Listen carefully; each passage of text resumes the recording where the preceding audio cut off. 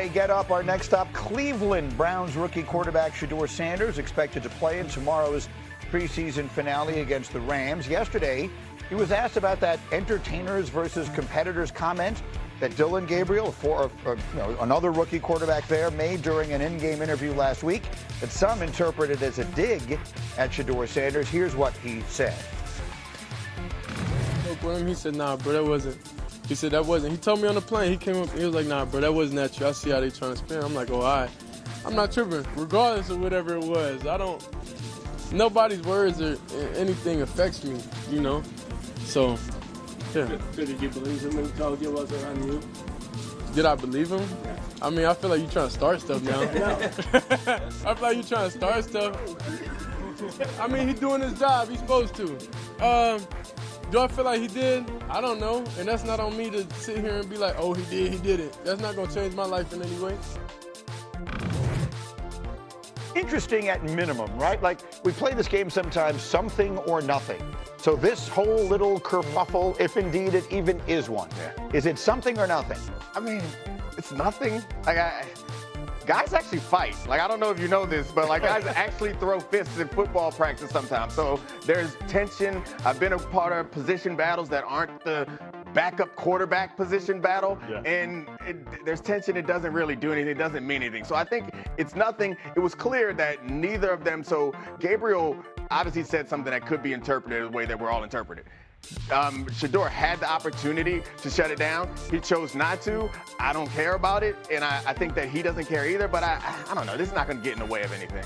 I mean, look, I have 2 points here. One, I don't think that Dillon Gabriel, for whatever it's worth, I don't think he was taking a shot. This is not Taylor Swift at an award show dropping Easter eggs for Taylor Swift 13. Like, That's not what's happening here. I was about to say, Taylor got beef? What happened? Yeah, no. She's just sending messages that way. I don't think that's could be saying we've got, if you're going to use a Taylor reference, then we could say we got bad blood. Right, we used to have mad love, but then you made a deep cut. I mean, I know the words to the song. They never had mad love. This is your fault, Brooke. This is your fault. You're welcome. You're welcome. Yes. For all the Swifties that are tuning in. Right. But here's the other thing.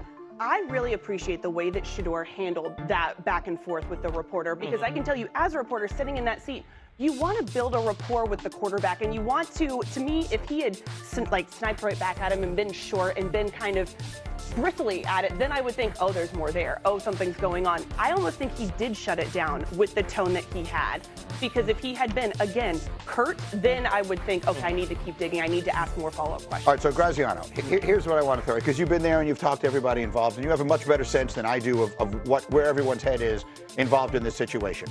There's one part of me that thinks these are two rookie quarterbacks vying for a backup job, so why in the world would this be significant to anyone anyway?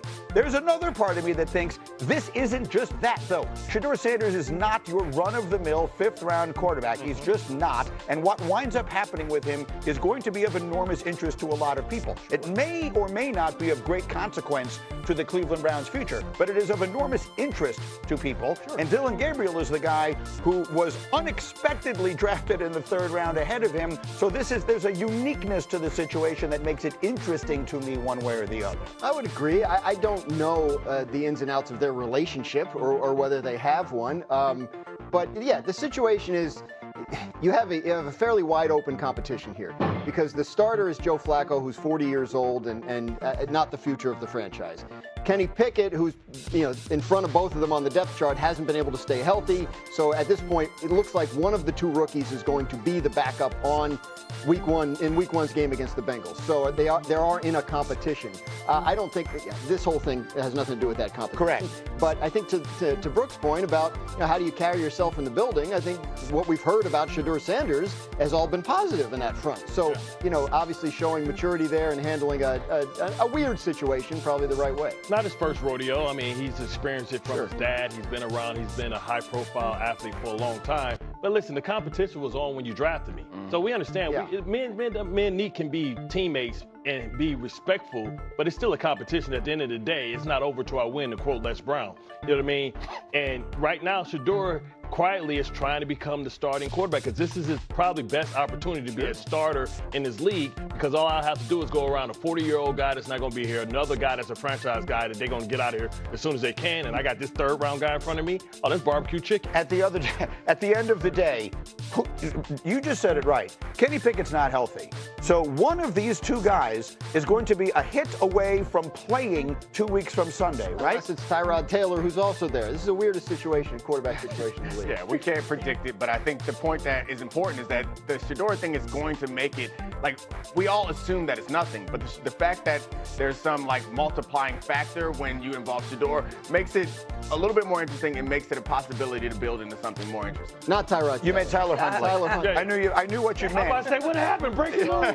They did bring everybody He's supposed in. to be on the Jets. Okay, much more football of the NFL variety on this On the corner, and the preseason finale is here for the Steelers and Panthers. That's tonight, but we won't get a look at new Pittsburgh quarterback Aaron Rodgers. Head coach Mike Tomlin is sitting him and most of the starters to preserve their health for the regular season. Rodgers didn't play in the preseason last year with the Jets either. Our NFL analyst Herm Edwards still sticking around here with us. And last time we saw Rodgers in a preseason game was back in 2023 for the Jets, his first year with that Jets team. So, Herm, how much does Aaron Rodgers not playing in the preseason concern you? Not one bit, and I think you got to trust Mike Tomlin on that. I mean, think about it. In that division, there's two quarterbacks that are 40-plus years old, right? Joe Flacco, he didn't play in the preseason as well, but not worried about Aaron Rodgers. I think Aaron Rodgers will come out and do what he needs to do. Remember, Aaron Rodgers has signed with the Pittsburgh Steelers a one-year deal for one reason only. When they get into the playoffs, he has a veteran quarterback that can win games. And this is why Aaron Rodgers is here. It's going to be interesting to me now. DK Metcalf, all of a sudden, is a big part of this offense as well. So I just think him not playing in the preseason, there's no concern at all. Yeah, not too much worry there. Let's stay in the AFC North. The Browns announced this week that Joe Flacco will start for week 1. They've got 2 rookies on that roster, and Dylan Gabriel and Shedeur Sanders. If something happens to Flacco, who do you think should start and why? Well, after watching Shedeur play when he had his start, I said, wow. But then I watched Dylan Gabriel play, and I went, ooh. I tell you, he gets the ball out of his hand. He plays on schedule. He was very accurate, made a bunch of really tight throws versus tight coverage. I like it. I think they think they have a guy that I played against at Cleveland who played quarterback for them, a guy by the name of Brian Windhorst. Have the same stature too, about 6 foot tall. He was out of San Diego State. This kid's out of Oregon, but he is really good in the pocket.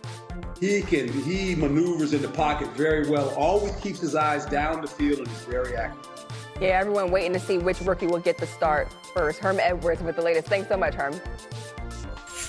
Shedeur Sanders will play in the Browns preseason finale against the Rams Saturday after dealing with an oblique injury. Shedeur says he's good to go and also addressed fellow rookie Dylan Gabriel's recent comments about competitors and entertainers. Some took it as a shot at Sanders. However, Gabriel said that was not the case. Here's Shedeur on it all. Honestly, I don't even think about nothing. I don't think about anything.